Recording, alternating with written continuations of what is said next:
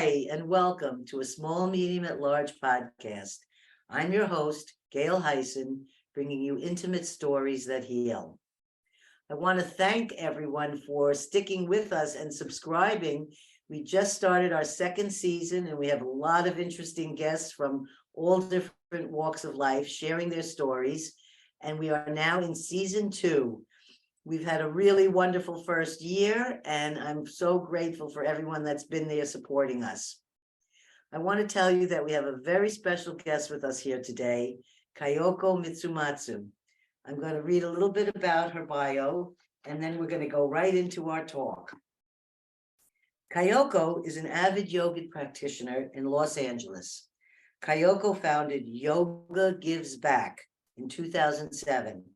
A nonprofit organization inspired by microfinancing revolution of Nobel Peace Prize recipient, Dr. Muhammad Yunus.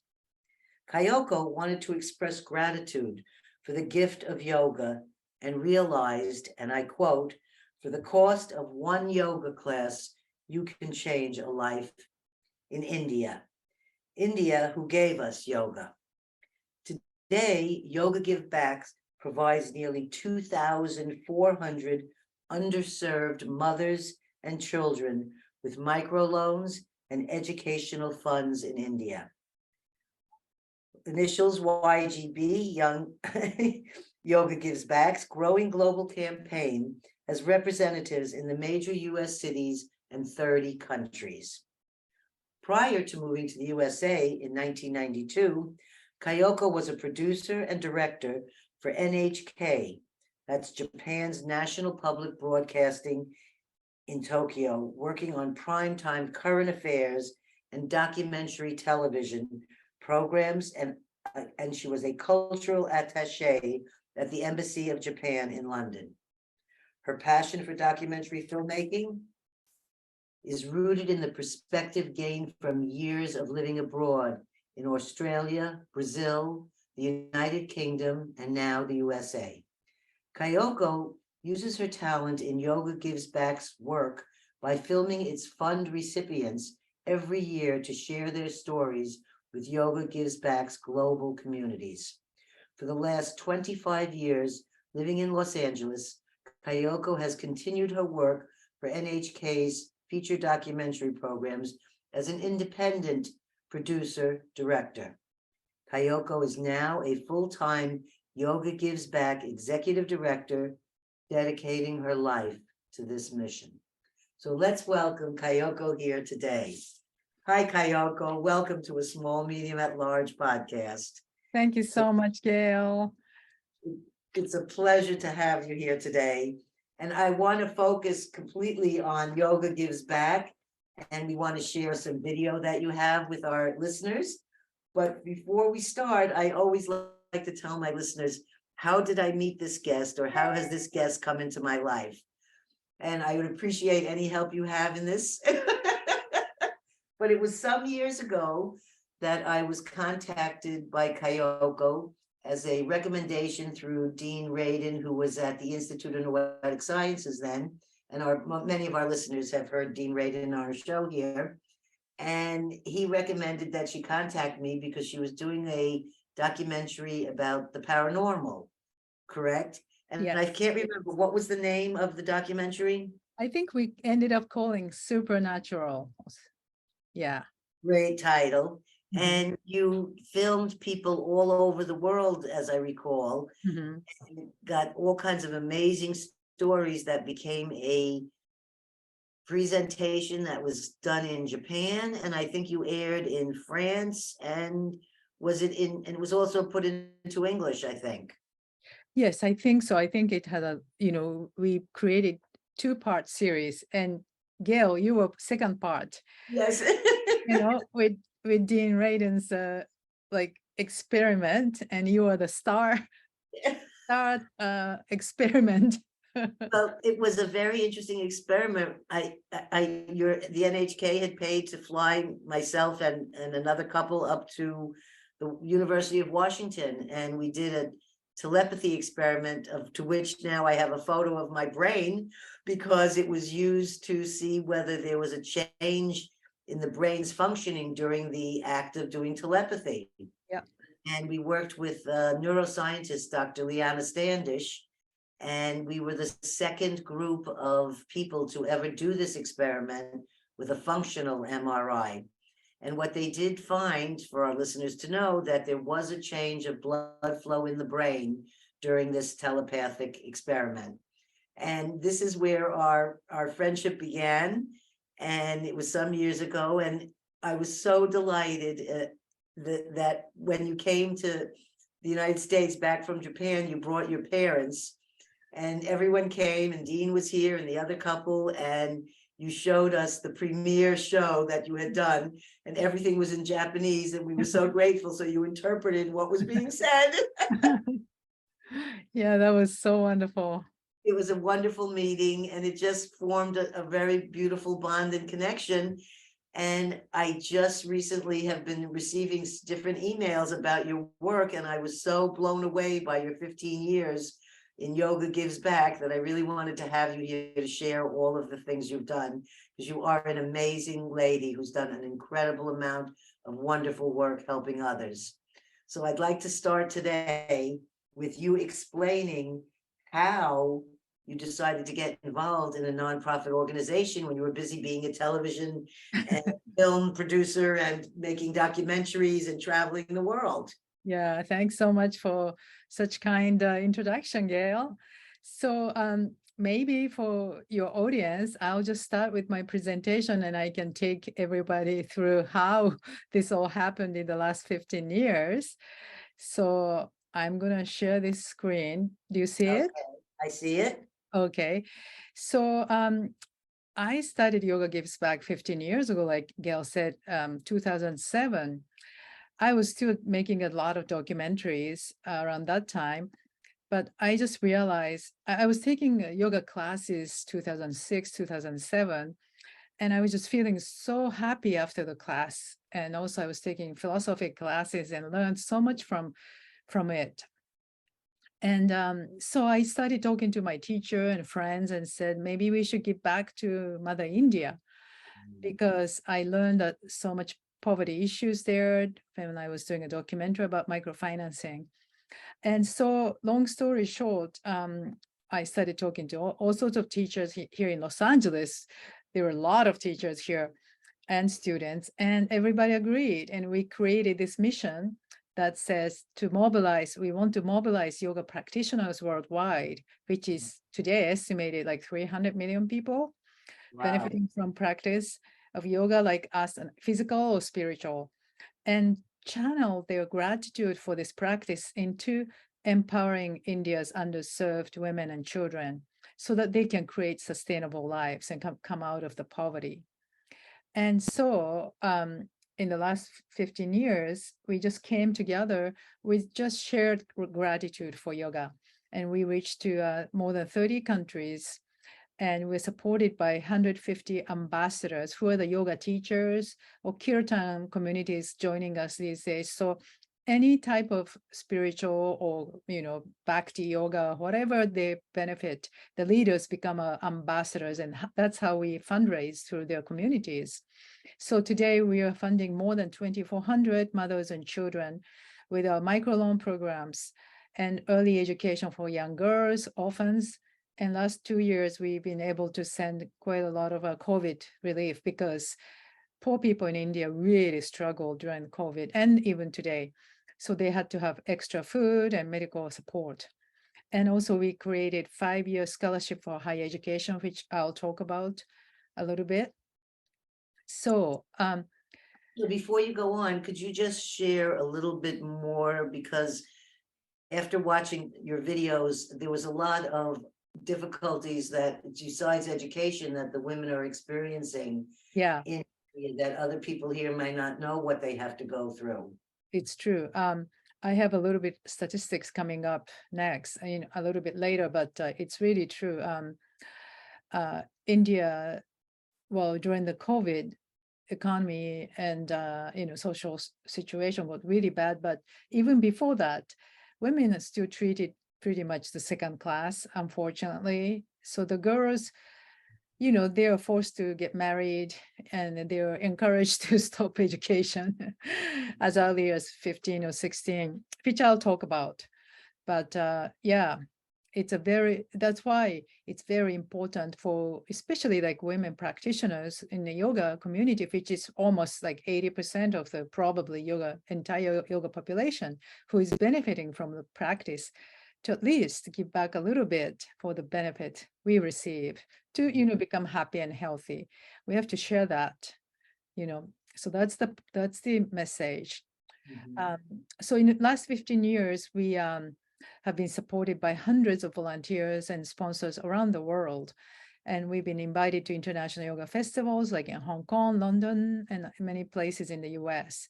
And we also created humanitarian award, Namaste Award. By the way, Namaste means divinity in me salutes divinity in you. And when I learned that meaning, I thought that what a beautiful meaning. I didn't know that divinity exists inside me anyways. But, when I learned that, I realized I have a divinity inside. That's what I strive for with yoga practice. And we also respect others equally. So we awarded with this humanitarian award. Last year, we awarded Dr. Mohammed Yunus, who inspired me to start this with microfinancing idea, he is the Nobel Peace Laureate from Bangladesh in 2006. And we have awarded this to Trudy Goodman, Jack Confield, Alanis Morissette, to David Lynch, and the PAT project team. So, and then this year we just presented to Christy Turlington Burns. I'm sure a lot of people know that she was on the cover of Vogue and Time magazine with a beautiful yoga pose, but she is not just a physical yoga practitioner. She was already very deep into spiritual, but now she runs her own Every Mother Counts nonprofit for the global maternal health, because she herself went through very difficult childbirth experience with her daughter. So she started her own organization and helping women around the world and the US too. So that's our Namaste Award. And we'll talk about the gala. Yeah. Go Uh, ahead, Gail. Jack Cornfield, it was my first meditation teacher. Oh, really? Yes, and it was in Marin County, I think it was Mill Valley. And back then he didn't have the center or any of the things that occurred all the years later. He would teach it in the back of a tea shop. So the tea shop would be closed at night and we would come in there and we'd all sit around on the floor and Oh, do wow. Jack. So that's Wow. how long ago. It might be about 30, it's over 30 years ago that, Wow. and he Oh, is, I'm so happy to hear he received such an award because he's an amazing, beautiful man who has taught so many people yes. meditation. Oh, yes. What a connection. And you were like really the frontier in this kind of field, like spiritual and path. Yeah, I'm so glad that there's a connection. Yeah, Jack has been wonderful Yes, for us. yes. So I just want to show how we do our work in India. So, this is how we do it. We partner with 3 different non-governmental organizations, non-profit organization called NGOs, and tour in Karnataka states. If ever been to India, it's near Bangalore, Mysore area. And there is another organization we work in West Bengal in Calcutta area. So one is an orphanage, and also they support our programs, scholarship programs with the local poor students. And also there is a girls' home in Karnataka, Shaktidama. This sheds light upon what Gail just talked about girls and women's, gender inequality. So this girls' home, Shaktidama in Mysore, many young girls, we support 75 there, but many of them were born to Devadasi kind of caste, which unfortunately, if you're born to that group today, you have to become prostitutes at puberty, and that's the way how they survive. And their mothers have survived this way, so that's the only chance, a profession they're supposed to continue. So our NGO partner rescues these girls from these communities and then give them a healthy home, group home. And now we are seeing them with our college education scholarship, they're getting a engineer degrees and all sorts of professions, and really becoming independent, feeling their self-worth. So that's a very transformational program also. Tremendous. Yeah, and here is some success stories. So we talked about how, we give microloans now to about 500 women in India. And my first trip to India in 2007, I met one of the microloan recipient. This is Jayashri, this skinny mom with 2 boys. And she told me, I don't want my children to live like me. And I thought, oh my God, that's a very sad comment.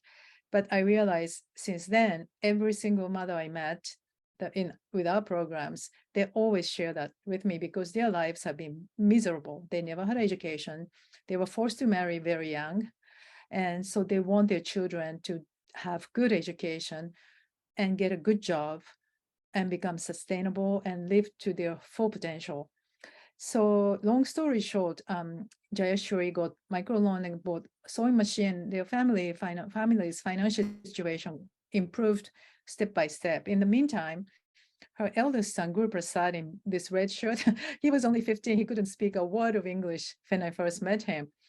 He wanted to become a doctor because that was his mother's dream and he wanted to fulfill that. So we decided, let's start, supporting his education. So we supported until he graduated with a master's degree. And now today he is an emergency doctor in Bangalore at Sagar Hospital, which is like a huge prestigious place. And here is a short message from this young man, Guru Prasad.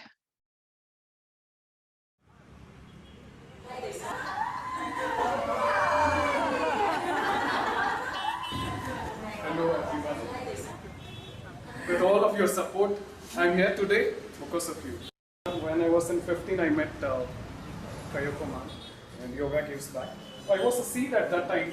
So you are the one who poured a water, who has been a sunlight, and who has nurtured a small seed to this tree today. So this tree is now able to give shelter to thousands of people. So it's all because of you people. Well, Guru Prasad's message, I know it. I always cry when I watched the whole thing earlier and I can't help it. It just moves me emotionally. Yes. And these students have these most beautiful expressions like this, which touches me so deeply. And here's another success story. This is a girl called Sanuyara. And I met her in 2014 in West Bengal, in a very poor agrarian area where we support today 300 girls like her. She was one of the very first scholarship students, and she was so happy that she got this scholarship because otherwise, girls, especially from Muslim family, they're supposed to be married at the age of 15. Even today, even though this is against the law, that's happening every day today. So she was very happy to get scholarship and go to college. But every year I started visiting after that, I learned that she has been beaten up by her brothers and father. Really, one day she ran to our NGO partner's office completely blooded because they beat her up with a wood stick because she wouldn't give up her education and she wouldn't get married.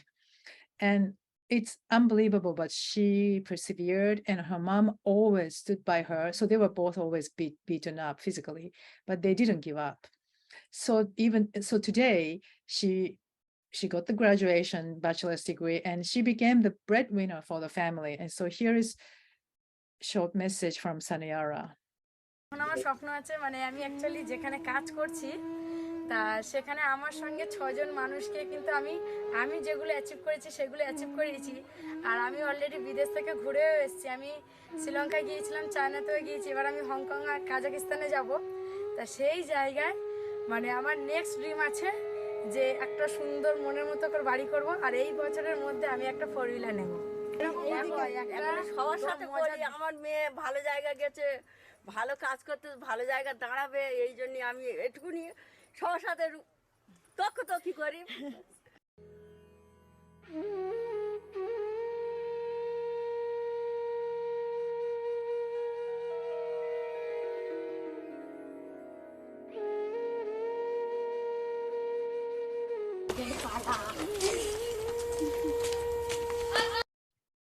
Yeah, so like you just saw Sanyara and Guru Prasad's story, who are like really amazing. Now they're change makers in the community, and we are this year, with your support, we're supporting 400 disadvantaged boys and girls, mainly girls, because they don't have chance to, you know, go to college in most of the places. So we are very inspired by this success of this program and see how they really become a strong leaders in the community. And here's a quick snapshot of how we grew in the last 15 years. So I really started counting how many people we were supporting. Wow. Yeah, so 2011 was just 55 mothers with microloans. That's how we started. And then in 2013, this green bar is the scholarship for higher education. So like Guru Prasad was one of them. We started giving the scholarship. And in 2017, we surpassed 1,000 fund recipients. That was like my dream.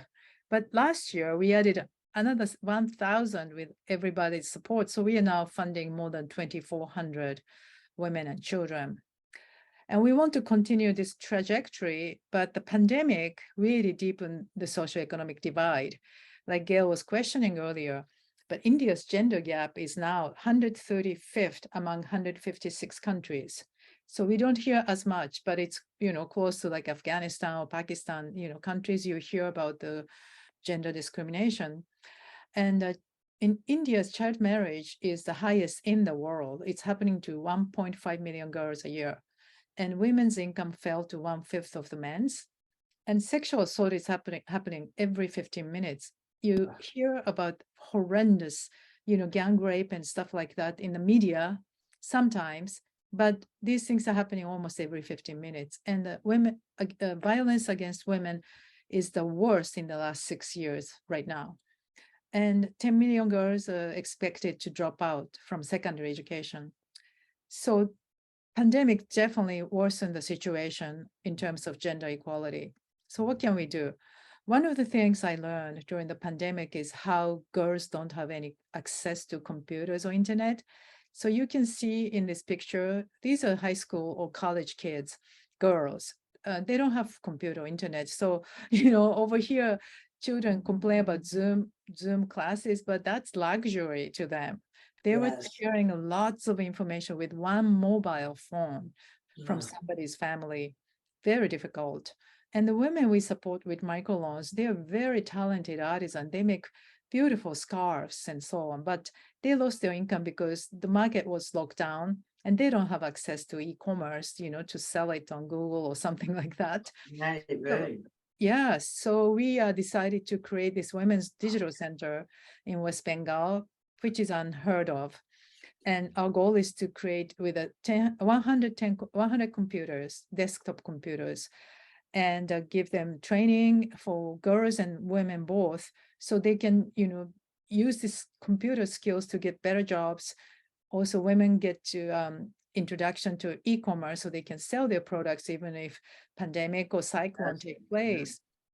Yeah, so that's one thing. And then the other thing we're now starting is the PAD project, which is a menstrual sanitary napkins. You know, my first trip to India, I learned poor women and girls, they use just dirty rags, you know, recycle rags for during menstruation, so which is not very good for gynecological health point of view, and that complicates, you know, pregnancy and so on. So today, with the PAD project partnership, we've now been able to send 2 machines. So a microloan women, 20 women are now trained to make their own pads. They already created, That's they fantastic. already, create their own packaging. The girls design the packaging. And our goal really is to make this into a social enterprise so that they can make money and make it into sustainable, you know, industry or business, as well as providing affordable, biodegradable paths for the population, girls and women there, that will really help their health. And we are also doing a lot of workshops about this, why this is important to use napkins, because that's new to them. And so here is the final little message. Namaste. This is Vinuta. I work as a staff nurse and I'm very very glad that I can do this. Through this video, I would like to thank Yoga Gives Back for your vision, for your support, and for being there when I was in need. Thank you, IGB, to reach. You are helping me to reach my goal. And namaste.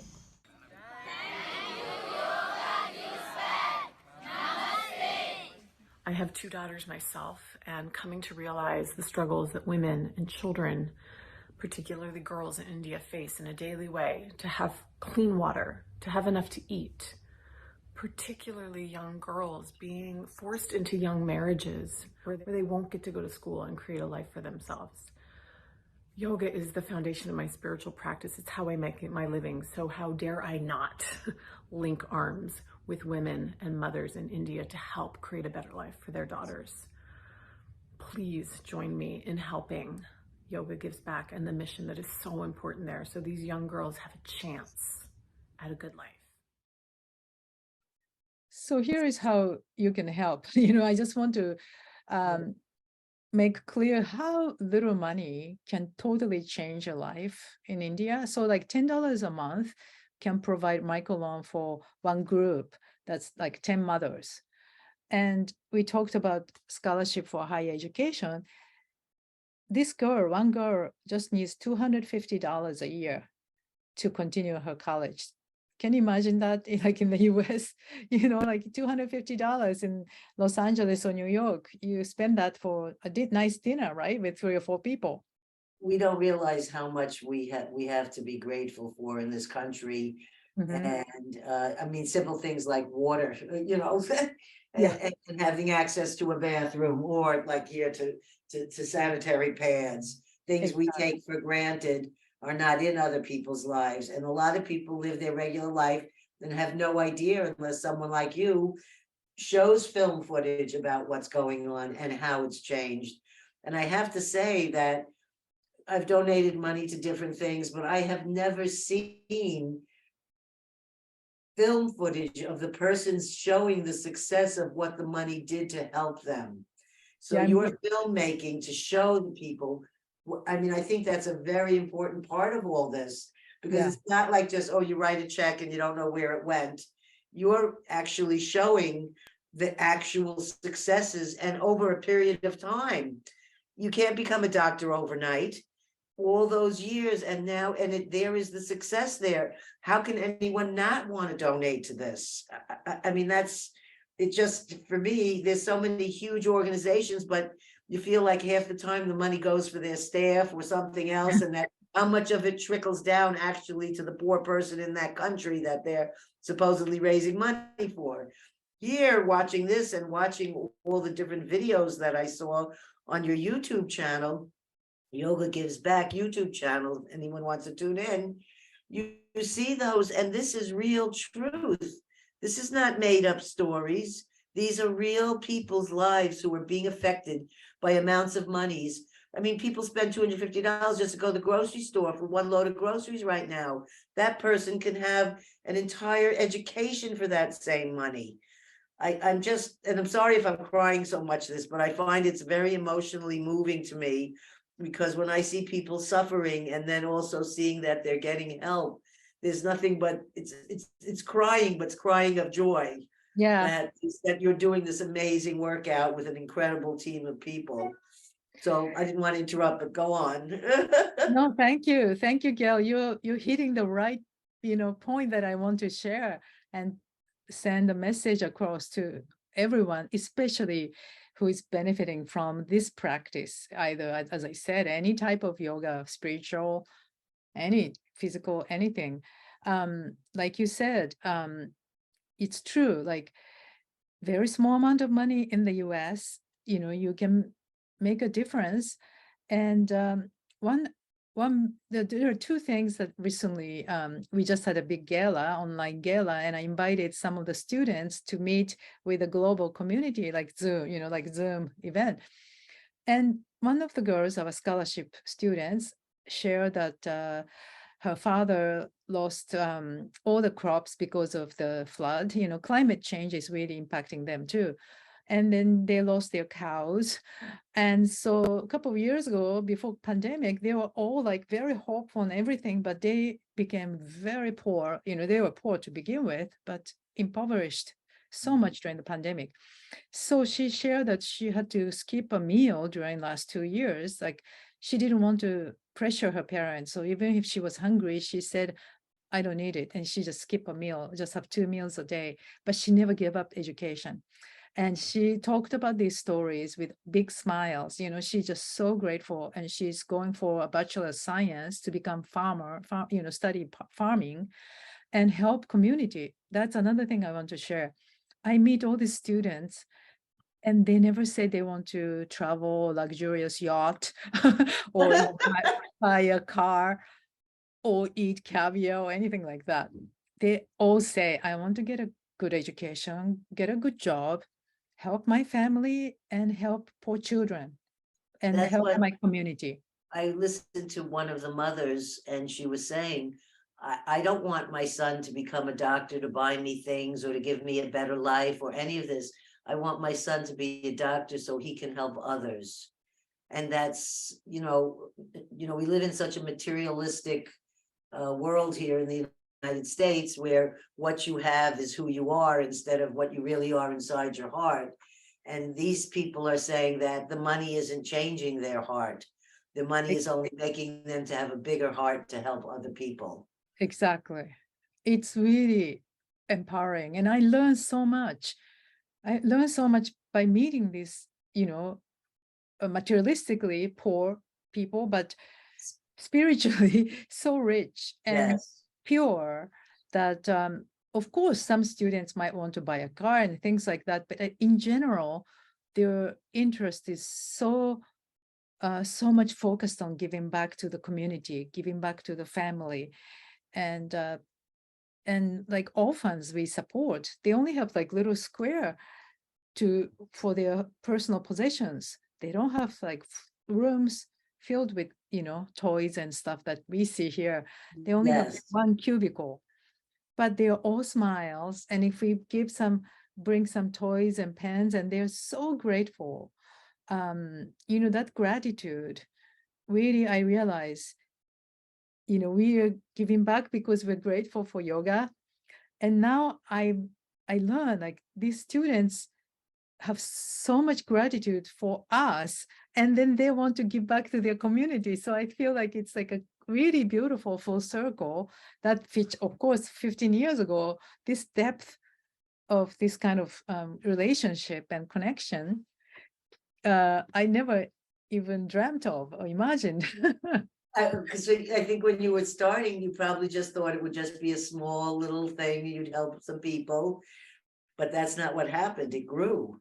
Yeah, I think because people who benefit from this practice really want to give back. I met many people who said that, they've been thinking about it, but they didn't know how. And they were like there are a lot of big organizations. And in India, there are lots of organizations who, NGOs, non-governmental organizations, but there's a lot of corruption too. So which one do you trust? It's very difficult. And like you pointed out, I'm grateful that you pointed out that the fact that I continue to film because that's my profession. So it became handy for me. And actually my best friend, who is a Emmy winning documentary editor, Beth Gallagher, I have to really give her credit. She's the one who told me on my first trip to India in 2007 to take the camera with me, buy digital camera and take it with you. And I'm like, how we film with NHK's crew. When we film with a television, well-funded public television program, I have cameraman, I have lightman, I have soundman. So I don't, I can just think about what to interview and talk with the director, but I don't have to worry about technical things. Right. My first trip to India, suddenly I'm in this, grassroots nonprofit, and I'm saying hello, and I'm carrying my camera like this, and I'm like going like this and filming everything. I came back with this footage and I showed it to Beth, this Emmy Award winning editor. She's like, "What is this footage, Kayoko? What is this?" she couldn't edit because I'm moving around so much. So I've learned so much. So it's like you went to the beginning again of filmmaking. Now I know, I know better. And now I come back and I can edit myself a little more, with the digital technology, online technology. So, but So did you retire completely from the NHK, or are you still doing, is Yoga Gives Back your full-time? yeah, I did both for the first 6 years or something. And that was sustaining my income, right? And Right. because I wasn't, I had to go to India and everything. So I continued to work for the first 6 years, but then this organization kept growing. And the importance, like you said, the impact to these lives are so important. I just completely fell in love with this mission. And so I said goodbye to my career at NHK very happily. Yes, yes. I've done enough, like over 30 years. And I was very grateful, but I was ready to just focus on this work. And this is my full-time job, life work. I was ready to box up stuff to send you to bring to India. I was invited by Deepak Chopra. I was having dinner with him at a conference we went to, and the only reason I was having dinner with him is because he was friends with my friend Russell Targ. Otherwise, it's not like Deepak Chopra would be interested in who Gail is. But when we had this dinner, just the four of us, at the end of the dinner, he invited me to go with him in a small group to India. And I always had a fear of going to India because everyone I knew, including my first husband, came back with horrendous sicknesses that they had for their lives. So I just always imagined, I don't think I should go there unless I could go in a bubble or something. But when Deepak asked if I would go, I thought about it for a minute. I said, wait a minute, he's a doctor. Something happens, you'll be okay. He's only taking 12 people. This would be the time of your life. And I don't like to say regret because I don't use that word, but I wished I had taken up that opportunity. And so I still never made it to India yet, but I would certainly be thrilled if there's things I could send to you to bring, or any of these things, any ways that I could help. I saw my suitcases getting filled with stuff to send. Because once you have the experience of helping others, like I've done this work with the Huichol Indians for the last 30 years. And even though I can't travel down there right now and go to those high elevations and schlep all the things that I did in the past, I found that there were other ways of me purchasing, tons and a half of masa so that people could make tortillas, or I found there were other ways I could help that wasn't by just like sending some money to someone, then you didn't know what would happen. Yeah. But it took me ways to learn. You had to learn. I made mistakes in the beginning. Then I learned how to do it better. And I learned how to, like, when I'd see very old women, I would just slip them money in their hand when nobody would be looking. So I know they could buy soap. I mean, the women couldn't buy soap because they're also second-class citizens. Yeah. And when you see that, depending what kind of heart person you are, and you and I have hearts that are big, you want to do something to help. And I'm grateful for what I've done, except that I can't imagine doing what you did, which was making a whole organization and getting all these people. And I mean, 15 years later, it's unbelievable. So I'm just saying, there's nothing I ever felt better at doing, though, is when I help other people. Yeah. And it gives me the most sense of joy and fulfillment, and feels like the best work. And there's nothing to do with money or getting ahead or any of these kind of things. It's just connecting in a heart space to another human being. Yeah. And it's I'm just saying, to me, it's the highest order of things to do is helping others. Yeah, I agree. And like you help all these, indigenous people. And like you as a mother also, mothers are like that, mothers do that every day. I've had adults say to me, I've always thought of you as my mother. And I'm thinking, I'm almost as old as you. Right. But it's true, that's the mother's nature. right? Yes. To do a selfless service with no reward, no recognition, no rewards. So I didn't know anything about yoga or the history of yoga. Mhm. So that is, do you have like just a couple minutes just to say, like, I didn't even know that yoga was only from India, or I had Yeah. no idea. So could you just say anything about the how old is yoga or how long it's been practiced there? Yeah, it's, I'm not the expert, but it's probably like 5,000 years or something like that. It's like the Vedas talk about it a little bit, and and it may not be physical, geographically like that time ago. Right. Was India, maybe a little bit of South Asia, like Sri Lanka was part of it, and Nepal was probably part of it, so it was a little more expanded area, but like Buddha also, learned about yoga philosophy, I'm sure. And yeah, so India, like I think Veda is the original text that talks about it. Mhm. And it was spiritual practice. It was not physical practice. I think physical practice was for particular group of people or therapy. It's not like for everyone like we do like today. But from the beginning, I think yoga was to attain the highest self, like they call it Atman or Brahman, but you have this highest self in you, supreme self, big S, and yoga journey and discipline like meditation or pranayama, breathing, everything are supposed to take us to connect to the higher self and live to that potential, that goal.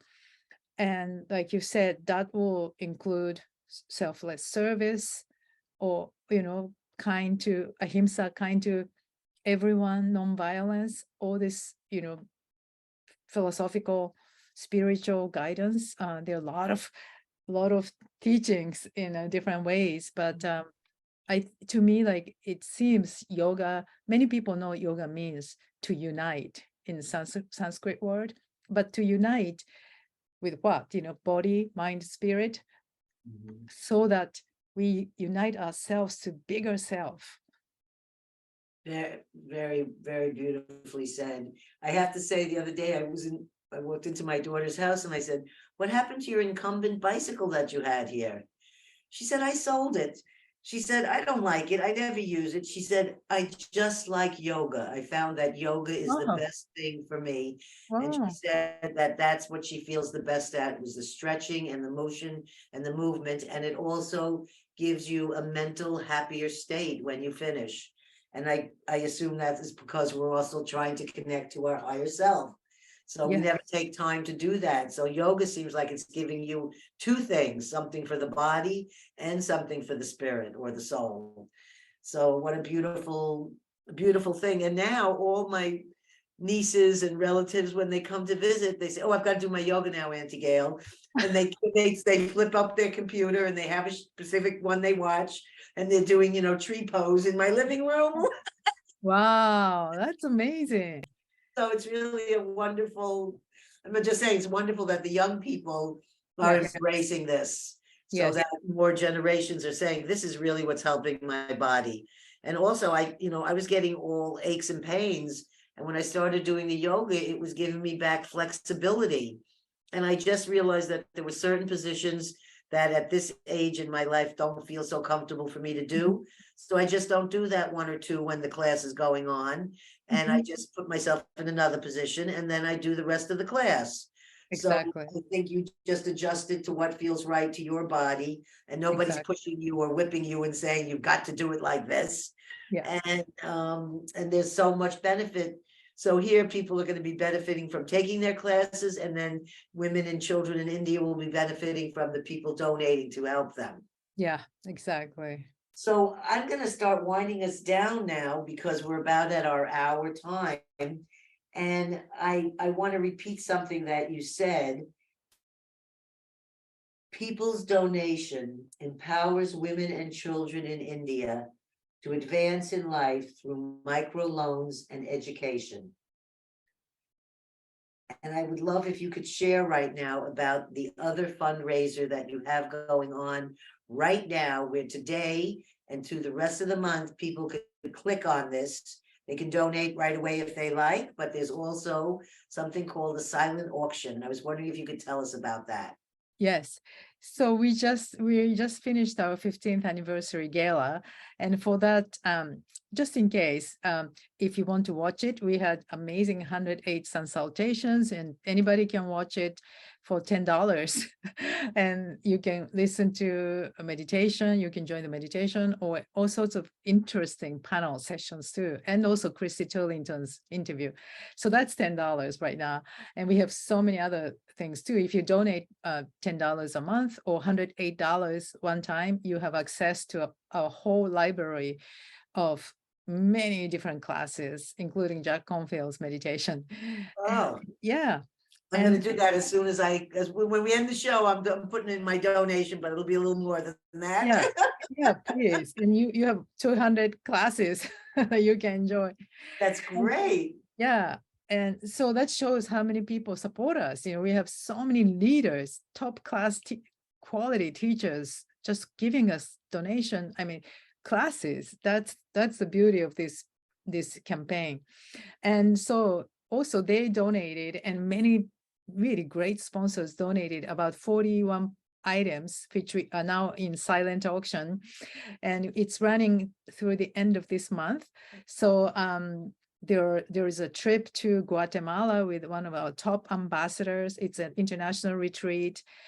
Wow. There is a Thailand Samahita retreat, and like their yoga clothing, yoga mats, Ayurveda skincare, to, you know, all sorts of things. And of course, it's an auction, so the bidding price is set pretty low. So if you're lucky, you get to go to Guatemala at the very low price, or Thailand, things like that. That's quite an exciting silent auction. Yes. So besides that, you have the silent auction. Mhm. Do you have the gala once a year? Is that Yes. every year that you do that? Yes, And every year. normally when it's not COVID, you have an event. Yes, we used to do that in-person event Yes. until 2019. You know, that's yes, that was the last time we did. Yeah. And And yeah. those were very elegant events, as I recall hearing about them. Yeah, we used to do it Malibu at Dr. Mawa's amazing residence, and then we moved to Yoga Glow's studio in Santa Monica, which was another beautiful place. And I had volunteers, like about 20 volunteers, catering to 200 guests. We had sit-down dinner, live auction, silent auction. Oh my God, that work was like so hard, but I was so grateful for the dedicated volunteer group. And then suddenly this happened. So some people say, like, why don't you do it in person event? You know, people miss it. But we grew so much into other countries too. So it's beautiful to be able to do it online also. If we have manpower, and also it costs more budget to create in-person event, because you have to have furniture, you have to have, this and that. So if we have lots of money, we might consider, but at the moment, I think a Zoom or online event. Well, the nice beauty of the Zoom and online, in fact, I'm giving a talk at the Rhine Research on Friday, which before I had flown out to North Carolina to do it. Now I can just stay in my house, and you go on Zoom, and you don't have to, fly out anywhere. And, maybe it's 80 people show up, whatever it is. But the fact is that you're in all these other countries, so that being able to include all those other people by keeping it on the internet, I think is also a nice way of keeping the global community in touch. Yes. And this gala last Saturday, we just, for the first time, it's a world first 108 consultation relay we did. Wow. So 108 consultation is like a repetition of consultations, but we started in Dubai, and then we went to Italy, then we went to Netherlands. It was amazing. Only this online platform can do, so it was beautiful. So now I just want to repeat, if a person goes to the website, can you tell us what the website name is? Yes, it's yogagivesback.org. And on the homepage, we still have a big banner about this gala. So you can click that and it will take you to replay, or it will take you to silent auction. So it's still all there. Great. So I think our timing for our show is excellent. And I'm so glad that we got to have this get together. Because I Yeah. haven't got to see you for a while, and this has just been a joy. And I also just have to say again to our listeners, Kayoko's doing incredible work. And as many of you, and whatever you can donate, whether it's $10 or $50 or $100 or $1,000, whatever you can do to help our organization is a beautiful thing. We're not selling stuff that's going someplace else. It's actually directly changing people's lives. So I want to thank you for being here today, unless there was anything else you wanted to share with us. No, I'm just so grateful, Gail, your open heart. Even when we were filming, I knew you were very special, very sensitive, very, like some special sense of connecting with people, which even connected with my mother, especially, and with my father too. And they since both passed away, but I was so grateful. They really enjoyed visiting your home, beautiful home, and your son's chicken. We just feeding a Japanese family chicken soup and matzo balls, I felt was such a cultural sharing. And Yeah, I also, I do not travel anywhere without the eyeglass case that your mother gave me. I consider that my protective travel eyeglass case, and it goes with me anywhere that I've been. So I cherished that very, very much. And I loved when you told me she went to sleep at night and said, Gail son, Gail son. And I knew I had never been called Gail son by anyone before. So I'm grateful we got to have this very intimate sharing time together. Yeah, thank you so much for hosting us, and all the kindness you extended to me and to my family, and Yoga Gives Back. Yes, and thank you so much for being who you are and doing what you do.